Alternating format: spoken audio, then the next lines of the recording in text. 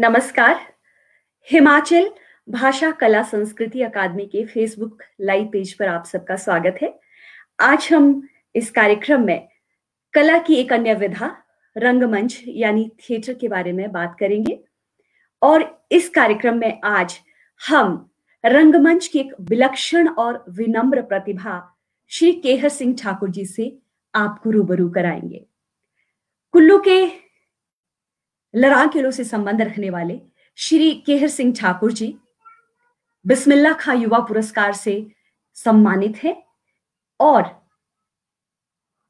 इनकी मोनाल cultural association को हिमाचल भाषा कला अकादमी द्वारा अकादमी पुरस्कार से भी सम्मानित किया जा चुका है।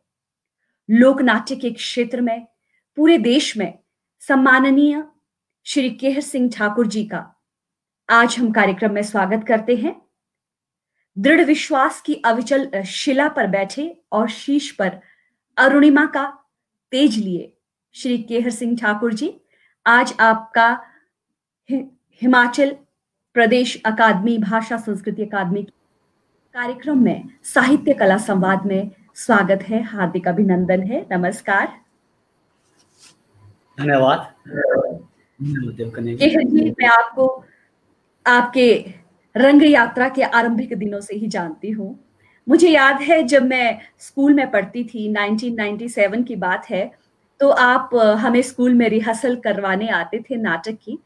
तो आपका जो जुनून था उन आरंभिक दिनों से ही मैंने देखा है, बचपन से ही देखा है। लरां किलों का एक छोटा सा बालक इस रंगमंच में किस तरह आकर्षित हुआ, आपकी रंग यात्रा के बारे में हम जानना चाहेंगे। जी, जैसे कि आपने बताया, लरां किलो स्थित हाई स्कूल है, अभी तो सीनियर सेकेंडरी हो गया है, गवर्नमेंट हाई स्कूल नथान था उस वक्त। तो वहाँ से मैंने मैट्रिकुलेशन हुई है मेरी। तो बचपन में ही मुझे शौक था इस फील्ड में, मतलब कला संस्कृति में। हमारे गांव में भी आसपास जब ये हमारा लोकनाट्य हॉर्न है कुल्लू का, तो अब तो बहुत होता ही नहीं है, तब हुआ करता था कभी कभी। तो जो दूसरे गांव के लोग आते थे तो उनके साथ में हो जाता था, एक हो जाता था। तो अब मैं जब पीछे अपने आप को रिकॉल करता हूं तो मुझे लगता है कि मेरा तब से ही था इंटरेस्ट, बचपन से ही। तो गांव की बात है तो उतना आइडेंटिफाइड नहीं होता है कि इंटरेस्ट। आज की डेट में हम पेरेंट्स हैं तो हमें लगता है कि बच्चे का किस तरफ इंटरेस्ट है, ये कोशिश करते हैं हम जानने की। लेकिन हमारा बैकग्राउंड इस तरह था कि वो उस तरह से आइडेंटिफिकेशन का वो मामला नहीं था। तो लेकिन मुझे शौक था इस चीज़ का। तो वहाँ से पास आउट हुए और उसके बाद आया मैं इसमें government senior secondary school Kullu में। तो वहाँ पे तब मुझे पता नहीं था कि क्या साइंस क्या आर्ट्स है। तो लोगों ने बोला कि तब मैं ब्लॉक में फर्स्ट आया था 10th में, तो मुझे ये बोला गया कि तुम तो पढ़ने में ठीक हो, तुम्हें तो साइंस रखनी चाहिए, और मैथमेटिक्स में भी अच्छे हो, तुमको तो नॉन मेडिकल पढ़ना चाहिए, ये होता वो होता। तो मैंने कहा चलो ठीक है जी, वो रख दिया। तो जैसे कैसे वो भी चलाया। पहले तो हिंदी मीडियम से आया था तो अंग्रेजी में पढ़ना शुरू कर दिया। तो हमें थ्योरम्स और ये सब डेफिनेशंस ये समझ ही नहीं आई शुरू में 6 महीने, तो ऊपर से जाता रहा। उसके बाद कहीं जाकर के थोड़ा थोड़ा हो गया। तो मतलब आलम ये था कि मुझे मतलब कुल्लू आकर के, तब उस दौर में अखाड़ा बाजार में बस स्टैंड हुआ करता था, तो हमें बस से आते जाते डर लगना शुरू होता था, क्रॉस कैसे करना, ये बस तो कुछ करेगी नहीं, ये स्थिति थी। और हालत ये भी थी कि मतलब हम गांव के स्कूल से आए थे, हालांकि पढ़ने में ठीक थे, लेकिन हिंदी बोलने की आदत ही नहीं थी, हिंदी बोलने की तक आदत नहीं थी, अंग्रेजी तो दूर की बात। तो ये भी एक स्ट्रगल था और सीधे ही इंग्लिश मीडियम में कूद गए, इस तरह से रहा। लेकिन उस दरमियान 2-1 साल में मेरा ये बड़े स्कूल में आ गए, तो तब पता नहीं था कि हाई स्कूल में मेरा स्पोर्ट्स में भी इंटरेस्ट था, और यहाँ तो पता ही नहीं चला कि कहाँ स्पोर्ट्स होती है, कब कॉल होती है, ये कोई पता नहीं चलता था इस तरह से। तो फाइनली जैसे कैसे पास आउट हो गए, कॉलेज में पहुंच गए फर्स्ट ईयर में, ये कुल्लू कॉलेज में भी ये मैं ही अकेला साइंस का। ऐसा होता था कि जो जब यूथ फेस्टिवल्स वगैरह होते हैं या मतलब कॉलेज में ही जो प्रतियोगिताएं होती थी नाटकों वगैरह की, तो मैं पार्टिसिपेट करने जाता था। तो लगभग वो एक दौर था यहाँ भी कुल्लू कॉलेज में कि वहाँ म्यूजिक डिपार्टमेंट लगभग सब कुछ हैंडल कर देता था जो म्यूजिक डिपार्टमेंट के थे, तो मैं अकेला ही साइंस का होता था उनके बीच में। और बहुत बार एक मतलब इस तरह से प्रोफेशनल तो सिखाने नहीं आते थे उस वक्त, तो इस तरह से लगभग एलिनेट किया भी जाता था, ये साइंस का है तो नहीं ये नहीं, इस तरह से तो जैसे कैसे घुस जाता था। तो ये रहा, ये शौक चलता रहा इस तरह से। लेकिन फाइनल ईयर में जब मैं 1995 में फाइनल ईयर में था, तो तब तक उससे पहले जो था, उससे पहले मेरा स्कीइंग में बहुत शौक था। मैं स्कीइंग के काफ़ी कोर्सेज किए यहाँ सोलंग नाला में, और यूजीसी से स्पॉन्सर्ड ही। तो मुझे लगा था कि इसमें मैं करियर कर सकता था, मैं एक अच्छा स्कीयर भी था, ठीक था।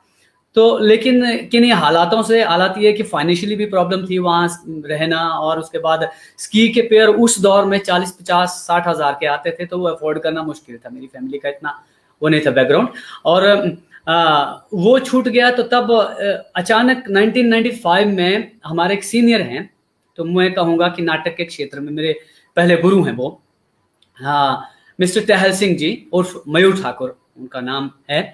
वो आए Indian theatre department Punjab university से पास आउट होकर के, और उससे पहले वो साल भर उन्होंने दिल्ली में एक बड़ा नामी ग्रुप है आज भी, वो एक्ट वन नाम से, और जो श्री NK शर्मा जी ने, मनोज वाजपेयी साहब ने, उन्होंने फाउंड किया था, उसमें पीयूष मिश्रा जी और आशीष विद्यार्थी वगैरह वो काम करते थे उस दौर में। तो उन्होंने साल भर काम किया था वहाँ पे उनके साथ भी। फिर इसमें PU में आए थे, वहां से पास आउट होकर के कुल्लू कॉलेज में आए।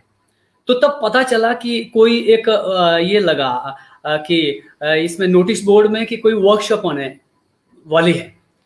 तो मैं भी चला गया, तो थिएटर की वर्कशॉप होने वाली है, तो कला का कीड़ा तो था ही, और फाइनल ईयर में था। और उसके बाद फाइनल ईयर के बाद एक करियर का ट्विस्ट, करियर किस तरफ ले जाना है, फाइनल ईयर का जो साल होता है वो हर स्टूडेंट के लिए बहुत क्रूशियल होता है। तो तब मैं ढूंढ रहा था उस साल में कि क्या करना। तो मतलब सौभाग्य से वो आ गए, तो उन्होंने वर्कशॉप की यहाँ पे, और वो मेरा मतलब एक थिएटर के प्रोफेशनल आदमी से पहला एनकाउंटर जो है, उनके साथ मेरा सानिध्य जो मुझे प्राप्त हुआ। तो और मैं रहा, हालांकि उस प्ले में मुझे रोल देने के बाद भी मैं शुरुआत में रोल नहीं कर पाया, तो मुझे बाहर रखा गया। मैं स्टैंड बाय में था, और मैं उनको केले खिलाता, चाय लाता, या ठीक है शूज वगैरह ये रखते, इस तरह से था। लेकिन मेरा इंटरेस्ट था कि मैं कुछ करूं। तो मुझे उससे काफी हेल्प मिली, उससे बहुत ज्यादा। और यहीं से ग्रेजुएशन होते ही 96 में जब था मैं, तो तब मुझे ये हुआ कि मुझे थिएटर ही करना। तब तक इतना मतलब उन्होंने, टहल सिंह जी ने मुझे इतना तैयार कर दिया था, मन में मेरे तैयार हो गया था कि मैं पढ़ने में ठीक था पहले से ही। तो उन्होंने लिटरेचर, नाटक वगैरह, तब जाकर के मैंने ये कुल्लू की डिस्ट्रिक्ट लाइब्रेरी की मेंबरशिप ली, और वहां जाकर के घुसा रहता था मैं। और जो लंच टाइम भी था, तो वहां के जो चौकीदार थे, तो वो मुझसे इतने दोस्ताना हो गए, अंकल बोलता था मैं उनको। तो बाहर से लाइब्रेरी लॉक करके जाते थे, मैं अंदर ही बैठता था पढ़ने। तो बाद में खोलते थे लंच ब्रेक के बाद, तो फिर भी मैं वहीं बैठा रहता था दिन भर। तो इस तरह से छान मारी काफी, और बड़ा इंटरेस्ट हो गया था। और मुझे लगा कि फाइनली यही वो रास्ता है जहां मुझे जाना था। तो इस तरह से, लेकिन फिर भी भटकता रहा, डामाडोल रहा, क्योंकि शौकिया थिएटर था। और उस वक्त उसी दौरान वो उनके साथ वो नाटक किया था, और उसके बाद वो मुंबई चले गए ये मयूर ठाकुर साहब। तो तब फिर अकेला पड़ गया। तो तब तक मैंने डिसाइड कर दिया था कि एक आध चक्कर दिल्ली का लगा के आया था, कुछ एक लोगों से मिल गया था वहां से। तो उन्होंने बोला कि आ जाओ, तो मुझे शौक तो था, और दिल्ली जा रहा था। लेकिन वो दिल्ली जाने से पहले जिस दिन मैंने पैक किया था, शायद 15 मई का दिन था, तो मैं जा रहा था, तो वो वापिस आ गए थे। बोले यार मैं मुंबई से आ गया हूँ, तो मुझे भी थिएटर ही करना, यही करना है, तो दिल्ली रहने दे, तुम यहीं रहो, और कुछ एक लोग जो पुराने हैं वो उनको हम जोड़ देंगे, तो वो करेंगे। तो मुझे लगा ठीक है, तो यही करते हैं। तो यहाँ पे थिएटर किया हमने। तो उनके साथ एक पहला नाटक किया मैंने, मौलियर का बड़ा फेमस प्ले था बिच्छू, अभी फेमस है, बहुत जगह होता है वो किया। और उसने मेरे सेल्फ कॉन्फिडेंस को बहुत बढ़ाया। उसमें मैंने अफजल का रोल किया था। और उसके बाद दूसरा प्ले किया, ये पीयूष मिश्रा साहब ने लिखा हुआ है, जब शहर हमारा सोता है, तो वो भी बहुत उसमें और ज़्यादा एक्सप्लोर हुआ। और तीसरा नाटक एक उनके साथ किया, यहाँ की फोक फॉर्म जो औरन है, हिरणातर नाम से हमने किया 1 घंटे भर का, तो उसके भी काफी शोज हुए, बहुत ये रहा। लेकिन तब 1997 हो गया था, तो 1997 हो गया तो तब कर ही रहे थे, लेकिन तब थोड़ा सा टीम ढीली पड़ गई थी, क्योंकि एवरी जो एमेच्योर ग्रुप होता है उसको फाइनेंशियली बहुत दिक्कत होती है कि नाटक कैसे करने हैं। और मैं तो सीख ही रहा था और लोग भी कुछ सीख रहे थे, और मेरे साथ के उसी जॉनर के, जैसे यहाँ कुल्लू के शेरू बाबा हैं, लेखराज ठाकुर हैं, और एक चेतन शर्मा हैं जो आज शिमला में जॉब करते हैं, वो सेक्रेटरीट में हैं, बहुत अच्छे एक्टर और सिंगर, और नवीन सिंह ठाकुर जो एनएसडी की रेपेटरी के ए ग्रेड एक्टर रहे हैं और आज भी रेपेटरी में अभी भी काम कर रहे हैं, और बहुत नामी है, हमारे यहीं के कुल्लू के हैं, बस बेसिकली शमशी के रहने वाले। वो लोग यही लोग, और एक चेतन कपूर बाद में आए हिरणातर में, जो मुंबई में है आजकल, तो वो लोग रहे। लेकिन बात फाइनली ये आई कि फाइनेंशियली कैसे स्टैंड होने का ये था कि हम लोग तो स्ट्रगल कर ही रहे थे, लेकिन जो मेन डायरेक्टर है जिसने अपने आप को पूरा झोंका है, ट्रेंड होकर के आ रहा है, तो वो सब मसले आए, तो धीरे धीरे हमारा स्लो होने लग गया। तो कर तो रहे थे, लेकिन उसी दौरान सौभाग्य से मेरी जिंदगी में जो टर्निंग पॉइंट आना था वो आ गए 1997 के अक्टूबर में, सितंबर अक्टूबर में।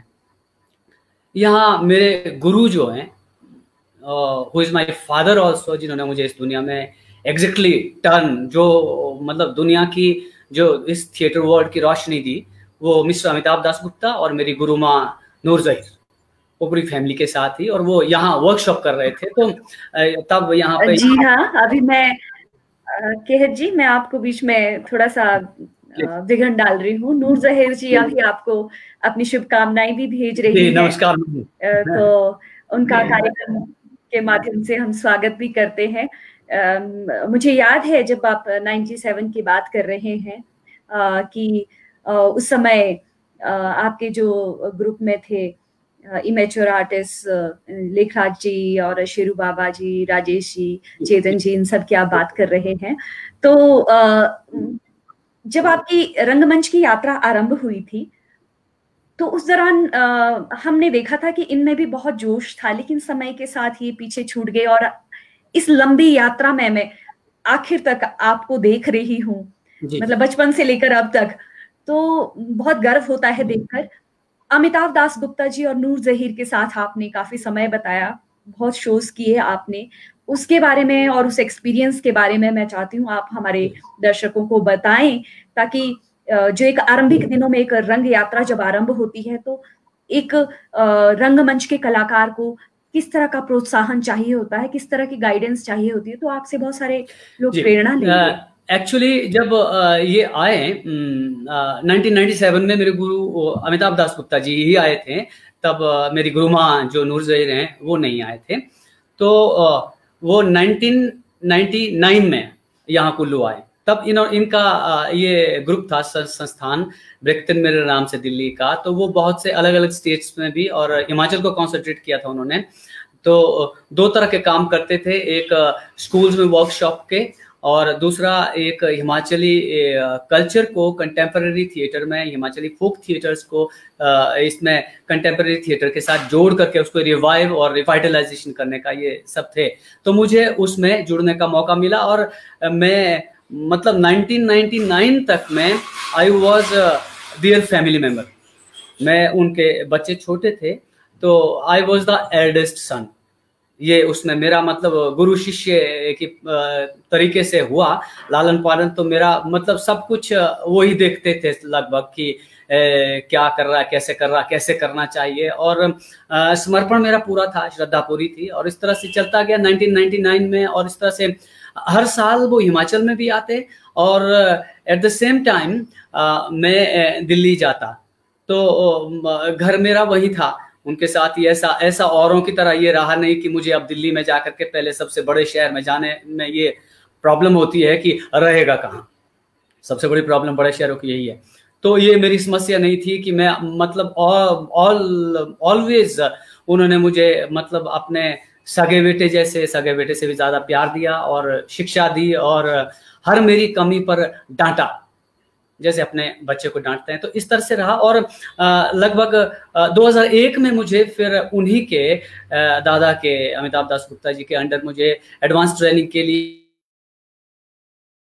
हिस्ट्री ऑफ कल्चर से, तो 2001 से 3 तक मेरी वो रहा, ये रहा एक ये ट्रेनिंग का रहा। और 2003 से लेकर लगातार 2009 तक मैं डिफरेंट स्टेट्स में उनके साथ काम करता रहा। और दिल्ली में जो उनका ब्रेकथिन मेरे ग्रुप था, उसका एक जो रेपेटरी थी, उसका मैं एक मतलब मेन एक्टर हो गया था तब 2003 से 2009 तक। और उसी दौरान बहुत से प्लेज में मैंने मेन रोल किया। और उसमें ये भी है वो दादा ये थे IAS एकेडमी मसूरी, जो उसके विजिटिंग फैकल्टी थे, वहाँ भी 3 टाइम्स मैंने शो किया।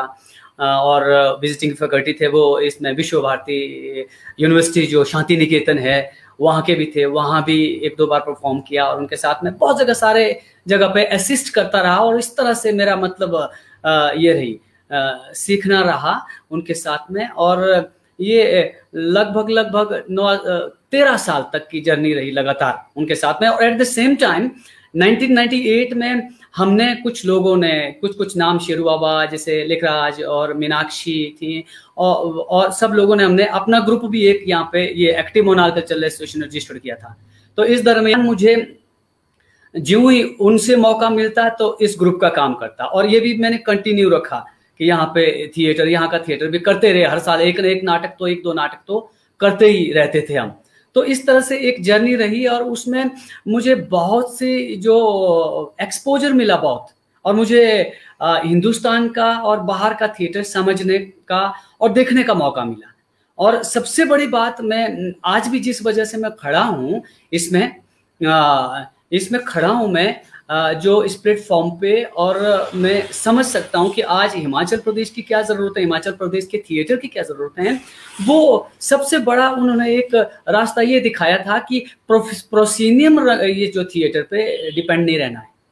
नेचर इतना बड़ा थिएटर है, और उन्होंने ऑलवेज हिमाचल में तो नेचर ही यूज़ किया, बहुत नेचर यूज़ किया। और वहाँ से सीखा। हम आज भी, मैं अपनी भी प्रोडक्शन जो करता हूँ, और वो मैं दोनों तरह से डिज़ाइन करता हूँ कि वो बिना लाइट ऑफ ऑन के भी हो सकती है। कहीं भी एक मतलब आंगन सा मिल गया, वहाँ भी वैसे ही उसी प्रभाव के साथ हो। और अगर प्रोसेनियम थिएटर में प्रॉपर लाइट डिजाइनिंग और सेट के साथ हो तो वैसे हो सके। ये सबसे बड़ा मतलब आशीर्वाद रहा उनका। और साथ ही साथ मतलब क्योंकि मेरी गुरु माँ एक बहुत अच्छी जानी मानी लेखिका हैं और लेखनी में उनकी बहुत धार है, तो मुझे ये भी रहा कि पैरेलल मतलब लिखने का, और जिस वजह से मैं कुछ नाटक लिख पाया और नाटकों को समझने की एक ये आई कि क्या क्या चीजें उतार चढ़ाव क्या रहते हैं और उनमें पंचेस कहाँ रहते हैं एग्जैक्टली। मतलब पहले तो लिखता ही है एक, और उसके बाद वो पंचेस कहाँ तैयार करने हैं, कहाँ पे मुझे इमोशंस में कहाँ बड़ा इसको बहाना है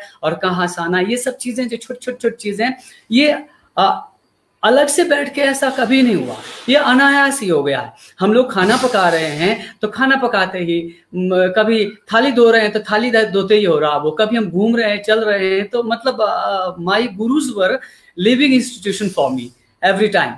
तो इससे काफी कुछ हुआ, और वही सीखने के बाद आज मैं जो कुछ स्टैंड हो पा रहा हूँ वो मैं उसी जर्नी से, यही मेरी जर्नी अलग है। और इस दरमियान मैं कुल्लू के रंगमंच को लेकर के कुछ नाम जिन्होंने काफी काम किया यहाँ पे, जैसे उनका मैं लेना चाहूंगा, नहीं लूंगा तो गलत हो जाएगा ये चीज। इसमें ये लेखराज जी ने कुछ नाटक किए यहाँ पे, और शेरू बाबा जी ने किए, और राजेश दानिश ने किए, और राजेश दानिश का ग्रुप मुद्रा राक्षस नाम से ग्रुप था।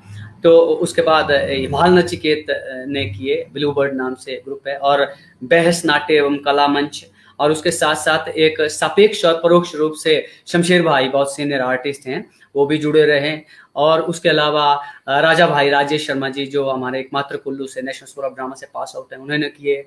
और बीच में आकर के काफ़ी बार केदार ठाकुर जी ने काम किया यहाँ पे, और इन्होंने अवतार साहनी जी ने NSD की 2 वर्कशॉप्स एक्सटेंशन प्रोग्राम्स की, उसमें भी काफ़ी यहाँ के रंगमंच को वो हुआ। अदरवाइज मतलब स्थिति ये थी यहाँ के रंगमंच की कि कभी बात होती थी कि भाई क्या करते हो तुम आजकल, तो मैं जी थिएटर करता हूँ। बोला कहाँ है आपका थिएटर, अच्छी अच्छी फिल्में लगाते हैं कि नहीं आप?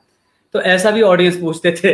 तो पर आज ये जर्नी हुई इन सब लोगों की इससे, और यहाँ तक मतलब उससे पहले बहुत पहले 70s में यहाँ पे नाम है संतोष दास जी का नाम लेना जरूर चाहूंगा। उन्होंने बहुत नाटक किए हैं उस दौर में, हमने नहीं देखे लेकिन बहुत नाम है आज भी। और फोक थिएटर में ईश्वरीदास शर्मा जी का बहुत नाम था, उनका बहुत जबरदस्त ग्रुप था।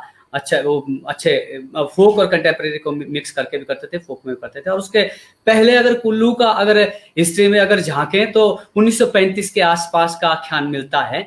यहाँ पे 1935 में यहाँ सुल्तानपुर में सनातन धर्म महासभा थी, वहां पे नाटक हुआ करते थे कहते हैं। और वहां पे ये धार्मिक और पौराणिक नाटक जैसे राजा हरिश्चंद्र वगैरह वगैरह ऐसे होते थे। और मजे की बात यह है कि लालटेन की रोशनी से लाइटिंग होती थी, और बाद में उन्हीं लालटेनों से कुछ कुछ दर्शकों को घर छोड़ने भी जाते थे वो।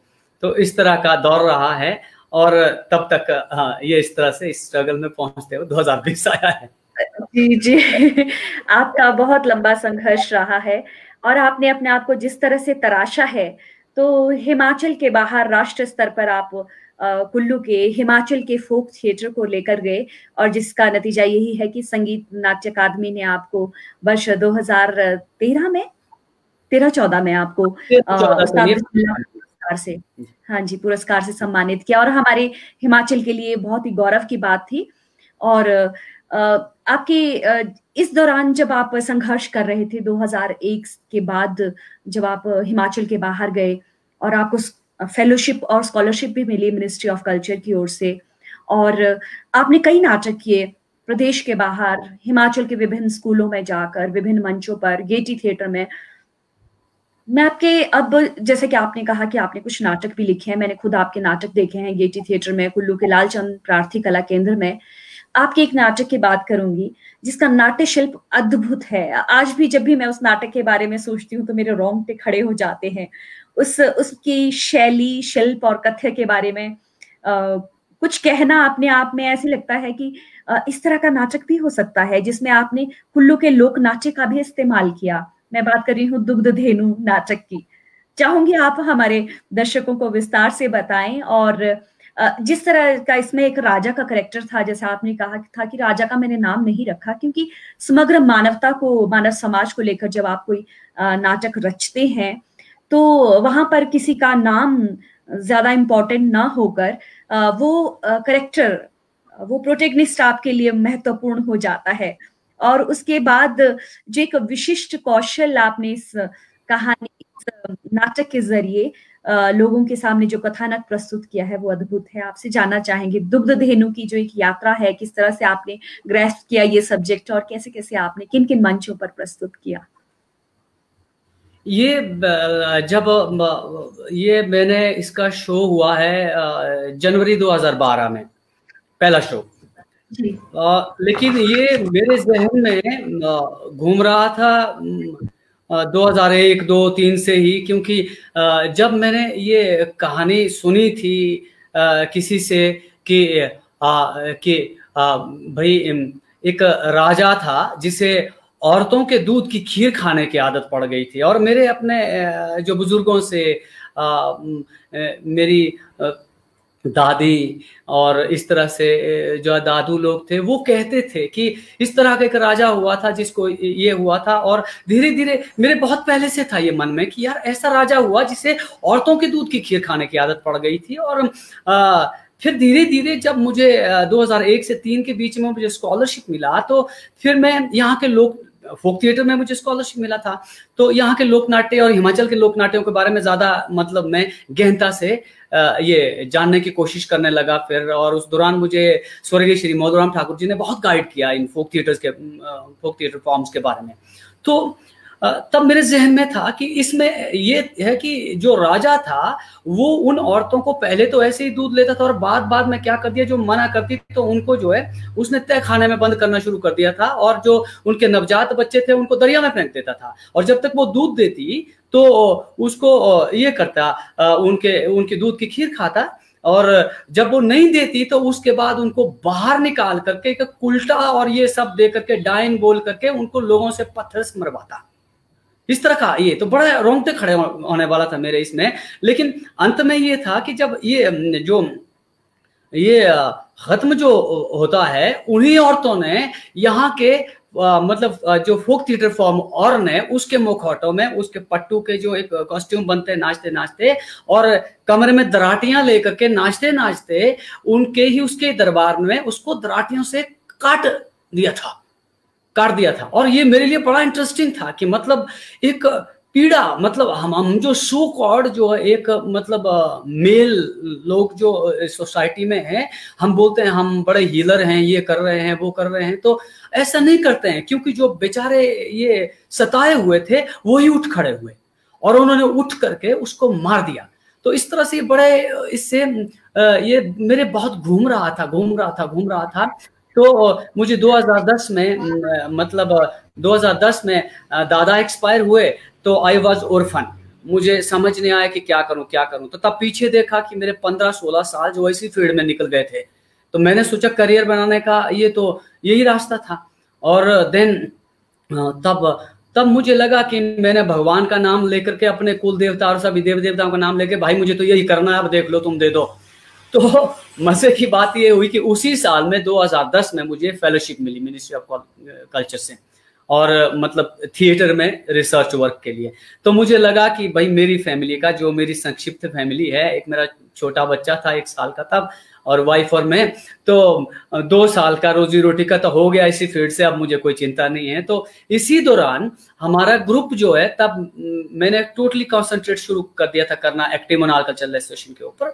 तो तब वो मतलब ठीक ग्रुप बनना शुरू हो गया था। और तभी उस दौरान मैंने, उससे पहले शायद 11 में मैंने एक प्रपोजल संगीत नाटक अकादमी को भेज दिया, इसी नाटक का, दुग्धधेनु का। तो संगीत नाटक अकादमी से मुझे तब 11 की बात है, तो मैं अपने किसी रिलेटिव के पास जयपुर गया था, तो तब मुझे ये मेल मिला कि हमको 25,000 रुपए का अनुदान मिला है संगीत नाटक अकादमी से। तो मुझे बड़ी खुशी हुई। तो तब मुझे लगा कि अब इसको फ्रेम कर ही देना है। तब तक सिनॉप्सिस था, पूरी स्क्रिप्ट नहीं थी। तो मैं अपनी ये बस की यात्रा करते करते बहुत से मैंने एक तो गाने सोचे जो कंपोज किया, बस में ही लिखता गया, कागज नहीं था, टिकट पे ही लिख दिया, जयपुर से दिल्ली आते आते। इस तरह से ये पूरी यात्रा में जयपुर से दिल्ली आया, शाम को बस में बैठा, फिर कुल्लू पहुंचा, और उस रात में ये गूंद रहा था फिर सीन वाइज की कैसे करे, और आकर के मैंने तैयार कर दिया। तो फाइनली ये मतलब फ्यूज हो गया जनवरी 2012 में। ये इसका पहला शो हमने यहाँ पे किया था boys school, government secondary school Dhalpur के एक सभागार है, अच्छा हॉल बनाया, मल्टीपर्पज हॉल उन्होंने वहां पे किया, और बड़ा सराहा गया। और ये मान के चलिए कि हमारे ग्रुप का और मेरा एस्टेब्लिशमेंट एज रंगकर्मी और वो नाटक शुरू हुआ गया था फिर, मतलब एग्जैक्टली तब मैंने पूरी तरह से कमर कस के, मैं पूर्णकालिक रंगकर्मी था तब। उससे पहले मैं था रंगकर्मी, लेकिन खुद पे सेल्फ सस्टेन्ड जो है वो नहीं था। तो उसके बाद उस नाटक ये मतलब वो उस तरह का उसमें फिर मैं था कि क्योंकि और जो लोकनाट्य है, नातर है, वो तो था ही था ऑलरेडी उसमें। तो उसमें काफी फोक चीजें हमने, मतलब माँ माइयों का गाना, ये सब चीजें जो बहुरू वगैरह, लामनू बामनू वगैरह, और फोक सॉन्ग्स, और साथ में इसको मतलब जो जिस शैली में मेरा प्रशिक्षण हुआ है वो है Brechtian style of theatre जो है, उसमें मेरे गुरु ही वाज मास्टर इन दैट। तो वही, और वो उस शैली में उसको ये प्रेजेंट करने की कोशिश की। और मेरा जो लेखन का, नाटक लेखन का तरीका भी वही मतलब अब मेरे गुरुओं की से कहे तो हेरिडिटरी वही आया। मेरी गुरु माँ उसी तरह से नाटक लिखती हैं, दादा उस स्टाइल में नाटक करते थे, और मैं उस शैली में रचा बसा था। तो आज भी मेरी शैली वही है। और मतलब ये थोड़ा सा एक मैं अपने हिमाचल प्रदेश के रंगकर्मी दोस्तों का एक ये कंफ्यूजन दूर करना चाहता हूँ कि बेसिकली मैं फोक थिएटर नहीं करता हूँ, मैं कंटेम्परेरी थिएटर ही करता हूँ। मेरे थिएटर में हमारी लोक संस्कृति के और हमारे लोक नाट्यों के एलिमेंट्स बहुत होते हैं, और अदरवाइज जो शैली है वही लोक शैली, सेम वही शैली जो है जिसको नाम दिया गया ये ब्रेख्टियन स्टाइल ऑफ थिएटर, क्योंकि वो जर्मनी से थे और वर्ल्ड लेवल पे थियरी ऑफ एलिनेशन और एलिनेशन का थिएटर, एपिक थिएटर के रूप से वो फेमस हुआ, इसलिए ज्यादा जाना जाता है उसको। और एग्जैक्टली थिएटर मेरा कंटेम्परेरी ही है। जैसे मतलब मैं इतने बड़े नाम लेते हुए माफी चाहता हूँ, जैसे हवीर तनवीर साहब थिएटर करते थे, जैसे उनके बहुत से अधिकतर नाटक नाचा शैली में होते थे, तो उसको नहीं कहा जा सकता कि आप फोक थिएटर करते हैं। तो थिएटर कंटेम्परेरी ही है वो। और खुशी की बात ये है कि वो जो है थिएटर मेरा, जो भी मेरे नाटक हैं उसमें मैंने रविंद्रनाथ टैगोर का राजा किया, वो हिमाचली इसमें किया कंटेक्स्ट में, और इसका भीष्म सानी जी का मुआवजे किया, और यहाँ की एक लोक शैली है भारत वारा जो खिचड़ी के दौरान होती थी, अब तो खत्म हो गई, वो लगभग होती नहीं है, उस शैली में किया मुआवजे। तो वो फोक थिएटर नहीं कहा जा सकता। जी जी केहर जी, आप आपकी शैली के बारे में, आपके बाकी नाटकों के बारे में हम आगे भी बात करेंगे अभी कार्यक्रम में, लेकिन जो आपका ये दुग्ध धेनु नाटक है, मैं इसमें एक बात कहना चाहूंगी कि आपकी जो जीवन संगिनी है, आपका प्रेम विवाह हुआ है, और मीनाक्षी जी तो मेरी क्लासमेट भी रही हैं, दोस्त भी रही हैं, और मैं जानना चाहूंगी कि क्योंकि मीनाक्षी आपके साथ मैंने हर मंच पर देखा है, आपको असिस्ट करती है, और दुग्ध धेनु में अभिनय भी किया है, कई नाटकों में अभिनय किया है उन्होंने आपके साथ, और मुझे ऐसे लगता है कि एक कलाकार का जो संघर्ष होता है, जब उसका जीवन साथी उसका साथ देता है, तो जितनी पीड़ाएं होती हैं, जितना संघर्ष होता है, वो अपने आप मुझे लगता है वो सारा दर्द खत्म हो जाता है। तो आपसे मैं चाहूंगी कि आप मीनाक्षी के बारे में कुछ कहें कि आप दोनों का जो ये संघर्ष रहा है और जो एक दूसरे का साथ रहा है, उसके बारे में विस्तार से बताएं। मैं सौभाग्यशाली हूं कि मुझे एक जीवन के यात्रा में एक ऐसी दोस्त मिली, और जब हमने एक्टिव मनाल कल्चरल एसोसिएशन फाउंड किया तो she is also the founder member, और आज सभी फाउंडर मेंबर्स में से वो ही साथ में है मेरे, और कालांतर में दोस्त के साथ में प्रेमी, और फिर हमारी शादी हुई 2005 में, हमने शादी की। तो उसके बाद भी, और आज मतलब रंगमंच में के क्षेत्र में आदमी के पास कितना पैसा होता है वो इसी से छुपा हुआ नहीं है। तो उस संग्राम में मैं बड़ा सौभाग्यशाली हूँ कि जब 2005 में, उससे पहले तो वो दोस्त थी, तो रोटी अपने घरों से खा करके आते थे, हम खाली बैठते थे, तो कभी चाय का खर्चा कर लिया था, वो अलग बात है।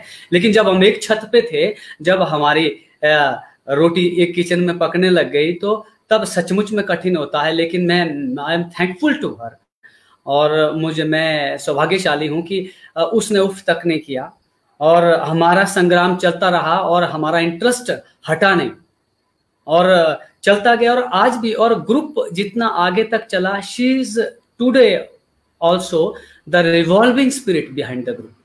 क्योंकि हर चीज देखिए, मैं तो ये कर देता हूँ, डिजाइन करता हूँ, मेरे दिमाग में आता कि इसके कॉस्ट्यूम ऐसे होने चाहिए, फाइनली डिजाइन करके, सिल करके, दर्जियों को, अगर वो ये कहती है कि दर्जियों को समझाने से अच्छा है मैं खुद ही सिल दूं, पहले तो दर्जी को समझाना पड़ेगा। एक तो दर्जी नहीं मिलते हैं नाटक के कपड़े को सिलाने वाले, क्योंकि वो हमको और तरह के चाहिए, किस तरह के, तो वो कहीं ना कहीं से कपड़ा एक लीर वहां से उठा के, कहीं से उठा करके, तो मतलब हमारी costume designer, light designer, set designer और मैनेजर, प्रोडक्शन कंट्रोलर वही हैं।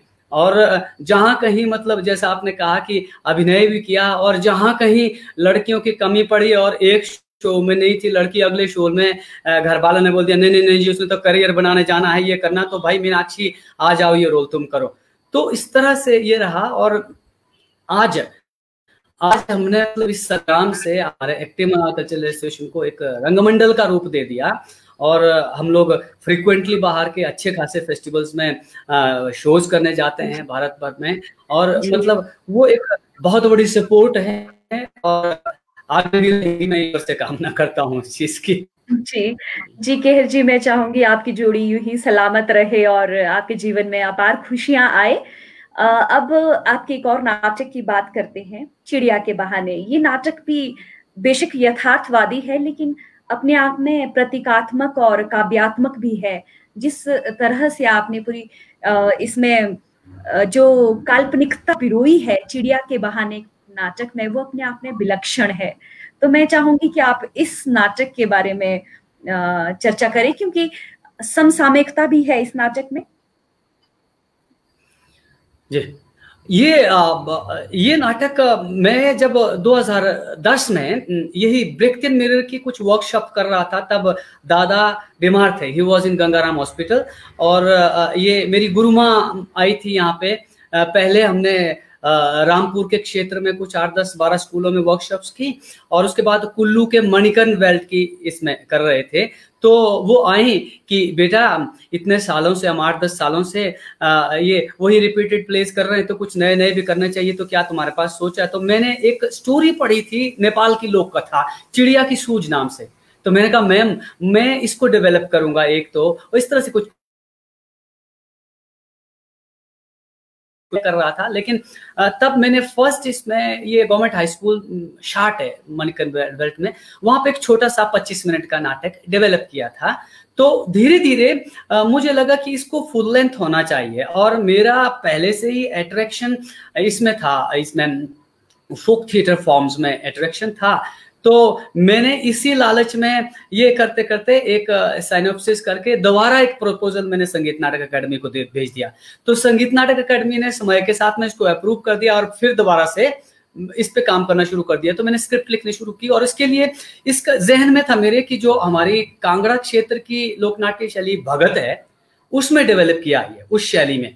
और मतलब इसको जो स्क्रिप्ट रखी गई, जो आमतौर पे जो उसमें स्क्रिप्ट होते हैं उस स्क्रिप्ट की जगह पे ये रखी गई, और उसके बाद जो खाका जो लिया गया वो उस शैली का लिया गया। और उसमें मैं काफी रिसर्च किया। अभी वो 95 या 99 ईयर की उम्र में फूला भगत हैं जी, भवारना उपमंडल है उधर का, पालमपुर का, वहां थे वो।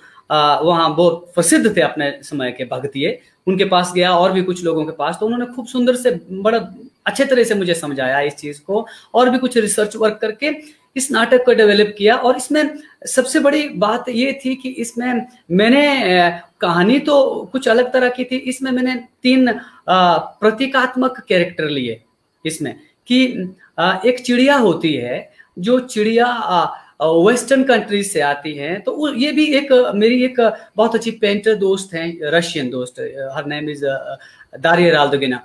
तो मेरे जहन में उनका था, वो भी चिड़िया की तरह मतलब घूमती रहती थी, कभी वीजा की प्रॉब्लम होती थी, ये सब चीजें। तो मैंने यहाँ आना था, बहुत नगर में रहती थी वो, कभी पालमपुर में, यहाँ पे हमारे घर में आना जाना था। तो मेरे जहन में वो मतलब चिड़िया वो थी मेरे जहन में, वो कि वो आ रही हैं। तो मैं हमारी बहुत बार डिस्कशन होती थी घंटों की, व्हाट यू आर सर्चिंग। और वो मजे की बात है कि वो मतलब शी वाज रशिया की मतलब नेशनल चैंपियन शूटिंग में शूटर। तो उस तरह की विलक्षण प्रतिभा थी वो, पेंटर एक नंबर की। तो वो जहन में थी कि वो आती है, एक चिड़िया आती है, तो प्रतीकात्मक तरीके से वो ये मतलब एक बाहरी देशों की लड़की है जिसको खोज है कि किसी ऐसी जगह पे जो उसको यहाँ आते बहुत खूबसूरत लगता है, ये पहाड़ ये सब चीजें। लेकिन ज्यों ज्यों दिन होना, उस शुरू में वो एक मटर का दाना ढूंढ देती है, चिड़िया प्रतीकात्मक है, मटर का दाना ढूंढ लेती है, लेकिन एक बड़ई के पास रखती है। तो नहाने बोलते उसको लगता है कि मैं थोड़ी सी धार्मिक हो जाती हूँ, तो इसको ये करती हूँ, तो पूजा पाठ करके खाती हूँ। तो लेकिन ज्यों ही वो वापस लौट आती है तो वो गुम हो चुका होता है। तो इसमें ये बेसिकली एक सैटायर है प्ले, मतलब हमारे सिस्टम के ऊपर। तो उसके बाद वो एक सिपाही के पास जाती है, वो बोलता है मुझे अपना काम है, तेरा छोटा मोटा काम थोड़ी है। इसके पास जाती है, थानेदार के पास जाती है, तो बोलता है मुझे तो शांति कानून बनाए रखना। और उसके बाद मंत्री जी आ रहे हैं दौरे पे, पुल की इंस्पेक्शन करने, और क्योंकि महाराज की सवारी वहां से जानी है। मंत्री जी आते हैं तो मंत्री जी बोलते हैं जी मुझे तो महाराज का ये देखना है। फिर महाराज आते हैं तो वो भी अड़का देते हैं, उसको धमकियां देते हैं। तो फाइनली वो बहुत परेशान बैठी है उसी पुल पे। तो वहां से उसको चींटी देखती है। चींटी प्रतीकात्मक ये चरित्र है हमारे गरीब मजदूर भाइयों का। तो वो जो है उसको धमकी देती है, बोलते तू जा, जो राजा का घोड़ा है, घोड़ा मीन्स द ड्राइवर, ठीक है, जो चींटी की क्लास से उठ करके राजा के पास पहुंचा है, तो ये कहते हैं कि जो बड़े आदमी का ड्राइवर सबसे बड़े अच्छे काम का होता है। मेरे जहन में ये बात थी बहुत बार, जब मैं दादा के साथ ही as he was IAS academy के फैकल्टी थे, तो बहुत इस बहाने मुझे बहुत जो टॉप IAS लोग थे उनके साथ भी बैठने का मौका मिला, उनकी बातें सुनने का, स्टूडेंट बन के बैठा रहता था पीछे। तो इस तरह से वो डेवलप हुआ। वो चिड़िया जाती है घोड़े के पास, घोड़ा राजा को दौड़ाता है, ड्राइवर खूब ड्राइविंग करता है, घोड़ा के बोला मैं गिर जाएंगे आप, वो मेरे नाक में घुस जाएगी, पागल कर देगी, वो सब करके, तो आप उसकी मदद करिए। तो उस घोड़े के थ्रू उसकी मदद होती है। तो वो जो राजा साहब को पहले पता नहीं है कि बेसिकली इन्होंने क्या किया है, तो घोड़ा एग्जैक्टली बताता है कि वो जो है ये जो इसके साथ गलत किया है, इन्होंने ट्रीट किया हुआ है। तो ऊपर से ऑर्डर आता है मंत्री जी को, मंत्री जी जाते हैं, मंत्री जी ऑर्डर देते हैं थानेदार को, थानेदार सिपाही को, सिपाही जाता है उसके पास, इसके पास तो मटर का दाना निकल के आता है उस गरीब का। तो वो इस तरह से मतलब एक व्यवस्था का जो तरीका उसने दिखाया है, और व्यंग्यात्मक तरीके से, मतलब हास्य व्यंग्य से बहुत भरपूर है। और फाइनली उसमें ये है कि तब चिड़िया बोलती है कि मैं जा रही हूं अब। तो राजा साहब बोलते तुमको यहाँ की तो नागरिकता दे करके वो दे देंगे ये करके। चींटी बोलती तो दे तो दी, कोई बात नहीं है। बोला नहीं, वो बोलती है कि हमने तो किसी तरीके से ले लिया, और हर गरीब आदमी क्या अपने हिस्से का मटर का दाना इस व्यवस्था से ले पाएगा? प्रश्न ही है। तो इस प्रश्न को छोड़ कर यह नाटक खत्म होता है, और इस नाटक के बहुत शोज हुए हमारे, और बहुत आज भी डिमांड है बहुत उसकी, बहुत बुलाते हैं बहुत। केव जी, मैं चाहूंगी कि क्योंकि आपका जो कार्य क्षेत्र रहा है, रंगमंच की यात्रा रही है, वो बहुत व्यापक है, क्योंकि हमारे पास समय थोड़ा कम होता जा रहा है, तो मैं चाहूंगी कि हम ज्यादा से ज्यादा आपके बारे में अपने दर्शकों को बताएं। तो अभी मैं आपसे एक संक्षिप्त में उत्तर चाहूंगी। एक आपके 2 नाटक हैं, सुन्नी भुंकू और राणा झीना। ये ऐतिहासिक वृत्ति के नाटक हैं आपके, और समसामयिक भी हैं, और इनकी प्रासंगिकता भी आज के समय में भी है। तो इसके बारे में थोड़ा संक्षिप्त में आपसे जानना चाहेंगे, ताकि हमारे दर्शक जान पाए इन नाटकों के बारे में जो आपने स्वयं लिखे हैं और मंच पर भी आपने प्रस्तुत किए हैं।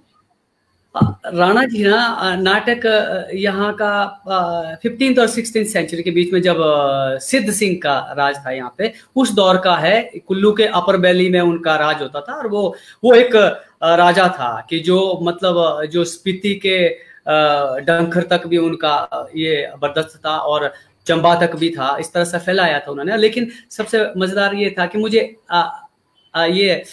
उसने ये किया, उसने अट्रैक्ट इस चीज ने किया मुझे इसका, कि वो बहुत लिबरल था। उनका एक दोस्त है उसमें मुछियाणी, वो मतलब ये लोअर कास्ट का था, तो उनके बहुत अच्छे दोस्त है। तो वो जाति पाति का जो उस समय से चला आ रहा था, लेकिन वो लिबरल था। लेकिन किसी तरीके से षड्यंत्र से मतलब उसका मतलब उसी के हाथों जो है, मुछियाणी के हाथों उसे मरवाया जाता है, और उसको वो छुप के तीर मारता है। लेकिन ये एंड में उसने ये किया होता है कि अगर तुम अपनी, उसकी मूछें थी बहुत मुछियाणी की, तो अगर तुमने अपनी मूछें ने काटी तो तुमको मरना पड़ेगा, समथिंग लाइक दैट। तो उस तरह से था ये। और तब मुछियाणी जो है इस तरह से किसी षड्यंत्र का हिस्सा होते हुए उसको मार देता है छुप करके, जब वो आम लोगों के साथ रोपाई कर रहा होता, नाच रहा होता, पेड़ के पीछे से मार देता है। लेकिन मरते ही वक्त भी तीर लगते ही वो जोर से मुछियाणी बोलता है, मुछियाणी से रहा नहीं जाता, वो दौड़ के आके पकड़ता है उसे। तो तब वो बोलता है कि मुछियाणी अच्छा हुआ तुम आ गए, तुम नहीं थे मेरे साथ, और तब देखो किसी ने मुझे मार दिया छुप के, और तुम होते तो किसकी हिम्मत थी कि मुझे मार था। असल में मुछियाणी नहीं मारा है, झीना को पता नहीं कि मुछियाणी ने मुझे मारा। तुम बोलता मैं तुमको बुला करके बोलने वाला था कि तुम जैसे मर्जी चाहो जियो, कोई जरूरत नहीं है तुम्हें मूंछ काटने की, और तुम जैसे जियो। अब मैं तो, मेरा तो इतना ही था, जीना तो मैं चाहता था। और वो प्राण खत्म हो जाते। और देन जो मुछियाणी का ये जो है प्रायश्चित कि मतलब किस स्थिति में होता है, वहां पे नाटक बंद किया जाता है। और दूसरा ये हमारी हिस्ट्री की चीजें बहुत सी उसमें गा लेने की थी। और दूसरा नाटक सुनी बुंकू, ये कथा मुझे बचपन से ही, मतलब जब हम 4th 5th में पढ़ते थे तब से ही ये बड़ा अट्रैक्ट करती थी कि बचपन में सुनते थे हम। छोटी सी पोएम होती थी, होर सब राजी बाजी भूकू गदी मुआ है, ऐसे हम बचपन में पढ़ते थे। तो ये मेरे को बहुत ये करती थी। धीरे धीरे कालांतर में ये पता चला कि हमारे लाहौल की और चंबा की एक लव स्टोरी है।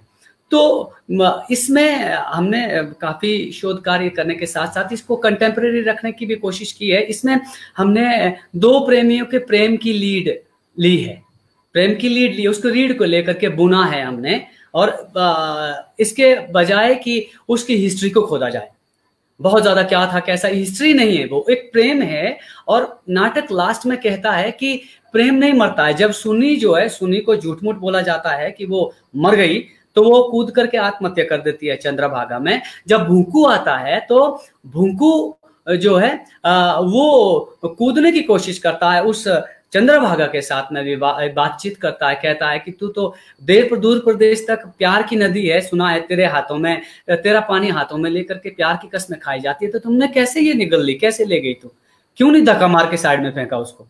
तो वो कूदने की कोशिश करता है, तो तभी एक मतलब एक वॉइस आती है भूकू करके, वो सुनने की होती है कि मैं यहाँ हूं और आओ। और इस तरह से एंड में इसमें दिखाया गया है कि लव नेवर डाइज, और वो जो है वो उसी उन्हीं वादियों में और उसी हायर हिमालयाज की जो धुंध होती है, खूबसूरत धुंध, उसमें गायब है। और जिसमें जो नरेटर है, एक चाची का रोल काल्पनिक हमने तैयार किया है, तो वो कहती है कि वो मरते नहीं है, वो जिंदा है, अभी भी है, इधर देखो।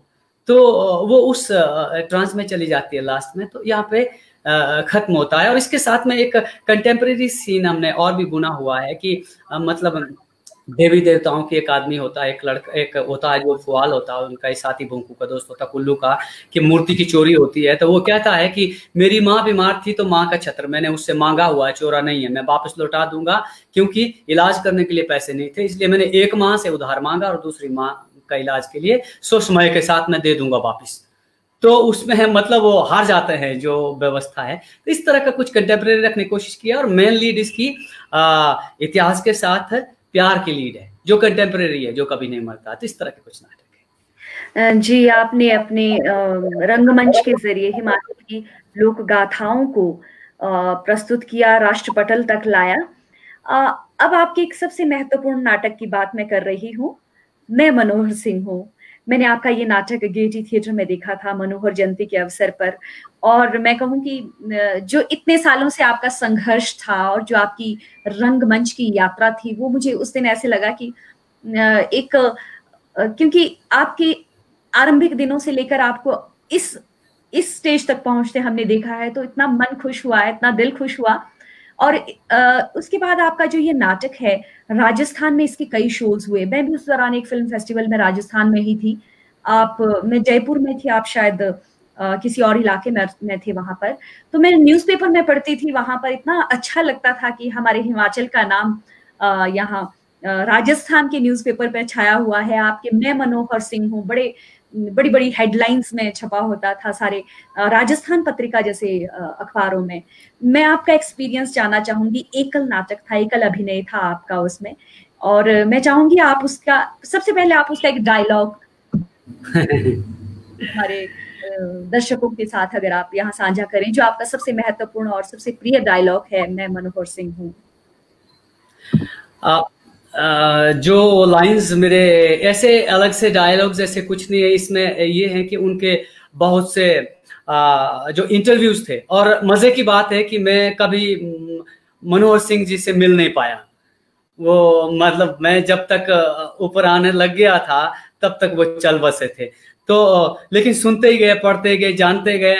मतलब मेरे गुरु माँ और मेरे गुरु बहुत चर्चा करते थे उनके बारे में, क्योंकि उनके समसामयिक थे वो। तो इस तरह से ही जाना बहुत सी चीजें। लेकिन मेरे जहन में ये था कि एक्चुअली उनका बहुत से लोगों का उस नाटक करने के बाद मुझे ये भी लगा, ये भी मिला कि मनोहर सिंह के बारे में होना चाहिए था। लेकिन मेरे जहन में था कि उनका वो एक रंगमंच के एक्टर के रूप में बहुत प्रसिद्ध थे, प्रख्यात थे। तो उनका एक नाटक करने की, नाटक कैरेक्टर को आत्मसात करने की जो पद्धति थी, और उसमें उन्होंने जो लेटेस्ट जो ये आज तक की हिंदुस्तान भर की एक्टिंग की जो मेथोडोलॉजीज भी हैं, उनको आत्मसात करने में वो अच्छे, बहुत पढ़े लिखे और जानने वाले थे। तो इस तरह से तो मेरा ये था कि उनका जो अभिनय जीवन है, अभिनय जीवन पे ये उनकी अभिनय पद्धति और किस तरह से ये कैरेक्टर ग्रास्प करते थे और उनका अभिनय जीवन क्या रहा, किस तरह से उतार चढ़ाव रहा, बजाय कि व्यक्तिगत जीवन के उस पे कॉन्सेंट्रेटेड है ये। तो उसमें मैंने कुछ कुछ स्पीचेस आधे अधूरे की जो उन्होंने फेमस नाटक किए, और किंग लियर, ये तुगलक और मदर करेज वगैरह में चर्चा किया। और मेरी जो सबसे इसमें उसमें ये हैं, ये सब उनके साक्षात्कारों से अलग अलग लोगों ने लिए, उनसे इकट्ठा करके मैंने कंसीव किया इस तरह से इसको। तो उसमें मेरी इसके नाटक के अंत में है कुछ लाइंस जो मेरे दिल के बड़ी करीब हैं, जो मुझे आज भी, आज के थिएटर में भी वही बहुत से मनोहर सिंह दिखते हैं, बहुत ही मतलब इस तरह के दिखते हैं। उनका दर्द जो हेमंत कुकरेती साहब ने उनके लिए लिखे हुई हैं कुछ लाइनें मनोहर सिंह जी के लिए, तो उनको मैं बतौर डायलॉग आप लोगों के सामने रखना चाहता हूं कि हेमंत कुकरेती मनोहर सिंह के लिए लिखते हैं, बेशक अपनी जगह से उठे और चले आए जीवन में। एक समय जो बुद्ध मशहूर थे, आज उनकी पैंतरेबाजी देखते ही बनती थी। बुरे आदमी समाज के मंच पर आगे थे, आलोक वृत्त में अपने फैलाए अंधेरे में धधक रहे थे। कुलीन भाषा उनकी भव्य उपस्थिति में डरा रही थी सबको उकसाया उन्होंने कि सफलता की ऊंचाइयां छूने के लिए गिरना बेहद जरूरी है और उस गिरने की कोई इंतहा नहीं है। जिसे केंद्रीय चरित्र कह रहा था पटकथा लेखक, वो एक हारा हुआ, सताया हुआ, अक्सर चुप देखा गया उसे, रोता हुआ, करना चाहता था वो, लेकिन उसने कहा कि प्रार्थना करे, जरा सी इज्जत, जरा सा प्यार करता था। लेकिन उससे कहा गया कि नफरत करना सीख ले, इज्जत की क्या जरूरत है, अगर लोगों को डराना सीख लो। मजे की बात, ये सब पर्दे के पीछे से दिए गए आदेश थे। दर्शक तो दर्शक, लेखक को तक पता नहीं था कि कौन है ये, किसकी आवाज है। निर्देशक समझता था कि लेखक का कोई खेल होगा, और लेखक समझ बैठा था निर्देशक की शरारत होगी। अपने अपमान को पीता मनुष्य जितना भी सच्चा अभिनय करे, छुपता नहीं है उसका सच। ऐश्वर्य को पशु भी पहचानते हैं। अपने समय का अक्षत सौंदर्य वैश्यालयों में पनाह मांगते देखा गया, या उसकी निर्माता की गोद में जो एक स्मगलर था। पौरुष के अतुल प्रतीक बूढ़े हो गए, बदल गए विवश पिताओं में। उनके लिए भूमिका लिखी जाने लगी जिन्हें अगली सदी का अवतार लेना था। चमचमाते नक्षत्र बुझ गए। बूढ़े अदाकारों का मेकअप उनकी झुर्रियां उभारने लगा। कारगर नहीं रहे चंडू खाने के शिवूपे और अखबारों की सुर्खियां। बहुत कम यादों में बचा हुआ वो जादू जैसा अभिनय मामूली काम पाने की गुहार में दब गया। महान प्रेक्षालय हो गए जज्जर, जिन्हें नवाजा गया था पुरस्कारों से, फालतू भीड़ में चुप है। एक ऐसा हुजूम घेरे हुए है जिसकी नहीं है कोई शक्ल। एक दूसरे से लूटने छीनने की जुगत में, दूसरों को मारने के शोर में हिंसा का मलबा इकट्ठा हो रहा है। संवाद विलाप में बदल गए हैं गीत करुण संगीत में। छिड़ाते नहीं है वर्जित दृश्य, स्त्रियों का पवित्र शोक रोमांचित नहीं करता। बच्चों की लुका छिपी हो गए हैं प्रेम के बिंब। क्लाइमैक्स में जो दिल चीर कर दिखा रहा है वो मुंह का अभिनय नहीं कर रहा, उसकी आवाज दबा दी गई है। किसी और की आवाज में रुलाई बनकर फूट रहा है उसका स्वागत। कहानी कहां है पूरी? एक अधूरा आलेख है जीवन, जिसके पात्र अभी ढूंढे जा रहे हैं। घटनाओं का भी घटना है। ताकतवर आवाज खो गई है उजाले में, रोशनी बन गई है धुआं। ये कुछ अंतिम लाइंस हैं इसकी, मनोहर सिंह की। और जो राजस्थान में मेरा एक्सपीरियंस रहा, बहुत अच्छा रहा। हमने लगभग चार शोज किए थे इसके। एक उदयपुर में, फिर बीकानेर में किया, जोधपुर में किया और जयपुर में किया। और एक बात मैं यहाँ एक बात आपके इसके साथ जोड़ना चाहूंगी कि आपको स्टैंडिंग ओवेशन मिला था। मैंने पत्रों की हेडलाइंस में पढ़ा था कि इस नाटक के बाद आपको स्टैंडिंग ओवेशन मिला था जहां जहां इसके शोज हुए। और अभी भी मुझे लगता है आपके डायलॉग सुनने के बाद सभी दर्शक अपने अपने घर में आपके लिए स्टैंडिंग ओवेशन देंगे। और हमारे लिए तो बहुत गर्व की बात है कि आप जैसे कलाकार हमारे बीच में हैं। मैं आगे बढ़ने से पहले आपसे एक बहुत ही एक सीरियस सवाल पूछने जा रही हूँ। आपको तो पता ही है और बहुत सारे हमारे दर्शक जानते ही हैं कि जो मराठी लोग होते हैं और जो बंगाली लोग होते हैं वो नाटक देखने हर सप्ताह जाते हैं, आसपास के थिएटर्स में जाते हैं और टिकट लेकर नाटक देखते हैं। आपको ऐसा लगता है हिमाचल में इस तरह की संभावनाएं हैं कि आने वाले दिनों में क्या लोग नाटकों के प्रति, रंगमंच के प्रति, अपने कलाकारों के प्रति क्या वो उतने संवेदनशील हैं जितने दूसरे राज्यों में या जिन राज्यों की मैंने बात की वहां के हैं? आपको क्या संभावनाएं लगती हैं? दो बातें हैं इसमें। जैसे मराठी और बंगाली थिएटर हैं, पहले तो हमको उनके रूट्स तक जाना पड़ेगा। जैसे मराठी थिएटर है, मराठी थिएटर वैष्णोदेव भावे ने जिस तरह से ये शुरुआत मानी जाती है, जिस तरह से उनको राजाश्रय मिला था, जब राजा एक्सपायर हो गए तो तब उनको बेदखल कर दिया गया था, तो उनका एक बड़ा भारी रेpertoire था जिनको वो पेमेंट देते थे, तो वो फिर उसके लिए वो बाहर जो है पुणे वगैरह, मुंबई वगैरह में शोज करने गए, उससे पूरा किया उन्होंने। तो मराठी थिएटर शुरुआत इस तरह से हुई है और आगे भी देखेंगे आप मराठी थिएटर का कमर्शियलिज्म जो देखेंगे आप मराठी थिएटर का, और उसके साथ में पारसी थिएटर का जो वहां हुआ। लेकिन बंगाल का मुद्दा भी थिएटर है और आज भी है, और आज मतलब बहुत साल पहले भी बादल सरकार साहब एक्सपायर हो गए, वो सब प्रोसीनियम थिएटर को, बड़े बड़े टिकट बेचने वाले थिएटर को छोड़ करके वो पार्कों में आ गए थे, गांव आंगन मंच चले गए थे, और उन्होंने ये शो के बाद वो जो है उनके साथी जो है एक कपड़ा रखते थे, कपड़े पे जितना जो खड़े दर्शक देखे थे उसको उससे वो करते थे। अब पहली बात तो ये हिमाचल में बिल्कुल पॉसिबिलिटी है, लेकिन अभी क्यों नहीं है?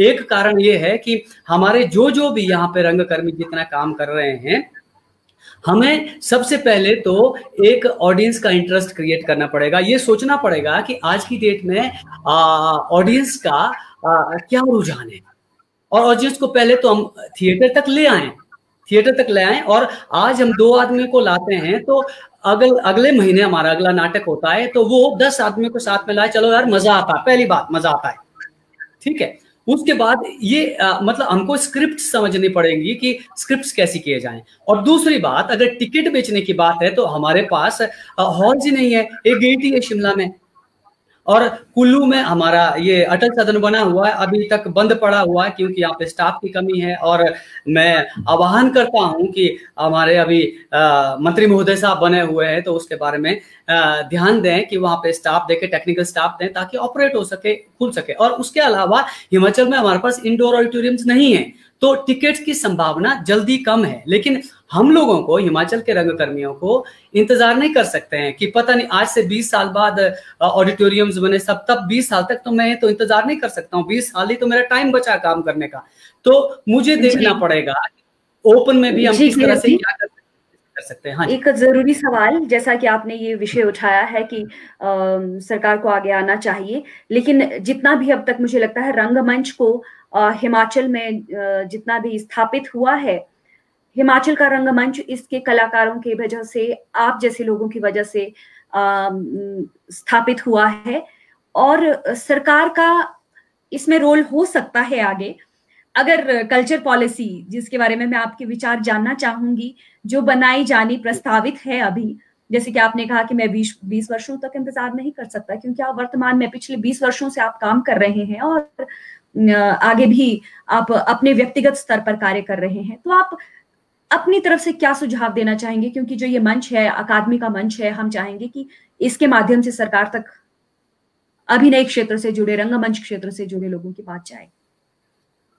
सबसे पहले तो ये है कि बहुत अच्छा है कि कल्चर पॉलिसी बन रही है, सब अच्छी बात है। और ये भी सूचना मिली है हमें कि अब जो कमेटी है उसको और भी विस्तार किया गया, और जो एक्सपर्ट्स हैं उसमें सरकार ने रखे हुए हैं, जो भी डिपार्टमेंट ने। और मेरा विनम्र निवेदन है कि वो एक्सपर्ट्स जो है, जो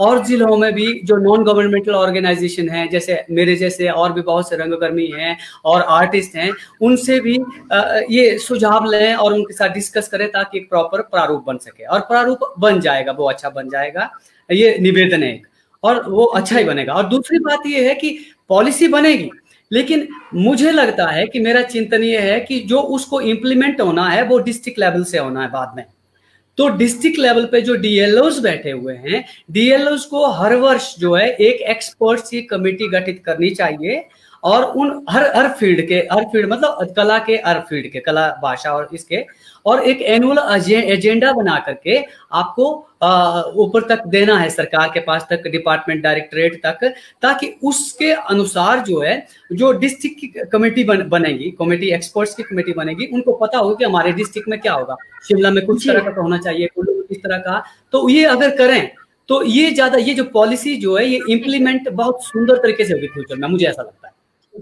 जी केहर जी, समय की भी कमी है, अभी समय हो गया है, तो मैं चाहूंगी कि आप जैसे अनुभवी लोगों से सरकार सुझाव ले, अकादमी सुझाव ले और पॉलिसी बने, लेकिन पॉलिसी सिर्फ कागज में ही नहीं रहे, वो एग्जीक्यूट भी हो, लागू हो, ताकि आप जैसे कलाकार जिन्होंने राष्ट्रीय मंच तक हिमाचल के लोक नाट्यों को एक अलग पहचान दी है और नए बच्चों को, जिस तरह के आप बच्चों के लिए एक आपने रंगमंडल आंदोलन शुरू किया है कुल्लू में और विभिन्न स्कूलों में जाकर, इस तरह के आंदोलन जो आप कह रहे हैं कि ऑडियंस बनेगी रंगमंच के लिए, जो आपने व्यक्तिगत स्तर पर अपने प्रयास किए हैं वो सफल हों। हमारी शुभकामनाएं आपके साथ हैं। आपसे बहुत सारी बातचीत छूट गई है जो हम करना चाहते थे, दर्शकों को बताना चाहते थे, लेकिन फिर भी मैं चाहूंगी कि सारगर्भित हो गई हैं कुछ बातें।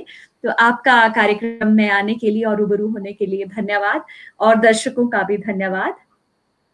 Thank you. और मैं एकेडमी का बहुत शुक्रिया अदा करता हूं कि मुझे लाइव आने का मौका दिया, और साथ ही साथ बहुत से लोग जो जुड़े, जिनके मैसेजेस आए, बात इस तरह से टाइट रही कि मैं जवाब नहीं दे पाया, और व्यक्तिगत रूप से प्लीज मुझे ये मेरे फोन नंबर पर और मेरी इस पे फेसबुक पेज पे ये आप लोग जो जुड़े हुए हैं और सवाल कमेंट्स भेजे थे, मैं जवाब देने की कोशिश करूंगा बाद में भी, और आप पूछ सकते हैं, और इसके लिए आप सबका जो जुड़े बहुत बहुत धन्यवाद, और अकादमी का भी, देवकन्या जी आपका भी थैंक यू वेरी मच। धन्यवाद। और जाते जाते मैं बताना चाहूंगी कि 31 अगस्त को हिमाचल कला संवाद जो है उसके 100 एपिसोड पूरे हो रहे हैं। इस बारे में अगर आपकी कोई भी विचार हो, कोई भी सुझाव हो, वो अकादमी के आप ईमेल पते पर भेज सकते हैं। तो इसी के साथ आपसे हम विदा लेते हैं। नमस्कार।